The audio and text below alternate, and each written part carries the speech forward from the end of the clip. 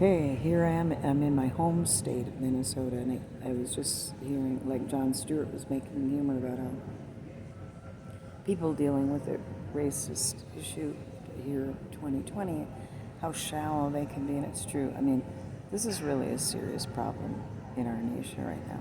The fermenting racism and white supremacy. People are really they're just not being they're not being what we once were.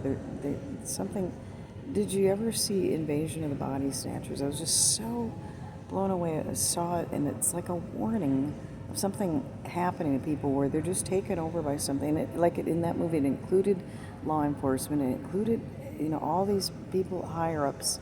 And I'm watching it thinking, gosh, it was a warning, like of something taking over people en masse. The original one was referring to communism, and the second one in the 70s wasn't referring to anything in particular. Just it's these like this weird life form comes in, it kind of swallows people up, and then it returns them as just kind of zombie-ish, kind of dead, which to me kind of refers to like a spiritual death that happens to people. And it seems like there's been a spiritual death happening to people all over our nation, and it includes the worst that's in the human heart just surfacing. Like it's like our European ancestors that were oppressive, including the Romans and the English when they were so horrible, like you see in Braveheart, and they were so oppressive.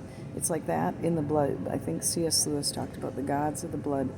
It's in the blood, and it returns because of people who, like it says in John 3, they love the darkness. They don't want to come to the light. There's just something in the human heart that can just say, I need evil. I love evil. I want evil. I can't let it go. I've got to have it. And other people let it go. They turn to God, and it's so hard to understand. Like Calvinism tried to explain to us why some people want the right and others want the wrong. But where there is this choice for death, where there is this choice to hold on to the evil, these kind of things will so likely surface, such as pride in one's race and racism. What amazes me though is the people who aren't white, who go along with this, who are also part of this. That's the hardest thing to understand. They're so nihilistic, which Freud said that he saw that people were nihilistic. It's just the only problem with him is he just didn't seem to. He seemed to think that everybody was like that, and that's kind of a satanic view. Is that everybody is the same? That no people make a choice for life and the right. Everybody actually, if they seem to, they're just lying, and that's just not true. But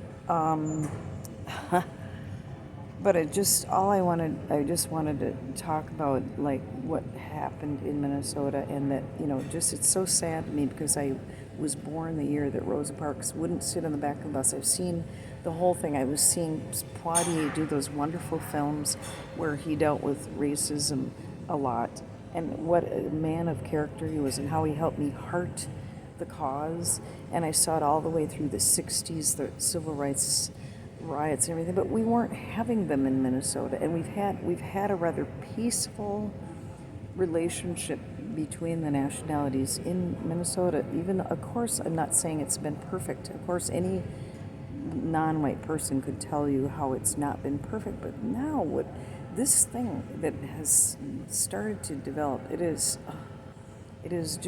an ungodly thing because of people who their hearts have turned, like it says that the days would come when iniquity would be high, hearts would grow cold. Yes, but not all of us though. It wasn't referring to everybody, but we do see that, and like it's a result of that. It's just that that's always going to go alongside of it, because alongside of that, the choice for death, will come these other things like racism. Black people represent something really good. Black people are like just right at the heart of what America's about, where it was about the equality, all are created equal and are endowed by the right to life, liberty, and happiness. And we've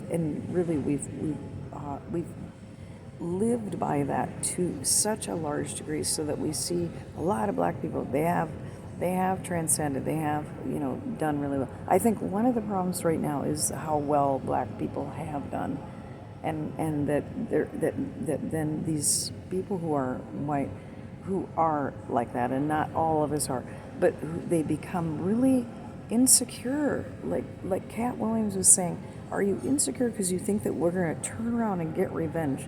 He says we're not like that. Maybe there are some black people who are like that, but it's true. I think a large, maybe way too many black people aren't like that and would not assist the blacks who would want revenge. They would not want revenge. It's true. Blacks are, I think generally they are people who just like being happy. They like being free. They don't like dwelling on things like that. Generally, that's how I see black people.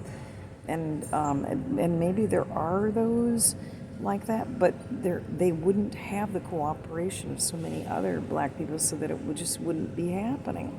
And so I think there is that insecurity. I remember people saying, well, we're going to be outnumbered. We're going to be outnumbered. And so then they were saying, go out and join those communities where you have all the children that nature will give you. That is such a weird paranoia. If you're driven by fear, if things are fear driven, if you live by fear, that's not good. Anything that comes from that. But it's just really sad, and just we have, this is not what we were. I can tell you that it's not what we were, because I've been here my whole entire life. Born in 55, the year that Rosa Parks wouldn't sit on the back of the bus. And I know that this is true. But I just think that what happened now, it's so sad that with the Potter thing and her being released from prison, it just sends another painful message. I think of that family. My heart goes out to the family and how they struggle. But I think it's important to know that the people who do that are maybe also ones who are insecure. They're worried that progress is being made. They're worried that they're worried that they're not going to have the negative agenda that they want. So they want to send out a message and try to scare everybody with that. I think that's what it is more than anything, and that not to be discouraged. And also, we have to put our trust in God to give us the victory over these negative things. We just got to keep trusting him, and I know that black people so easily gain encouragement and keep going on, and that's really wonderful. And then I'm sure the other black people just want to give up, but just don't give up.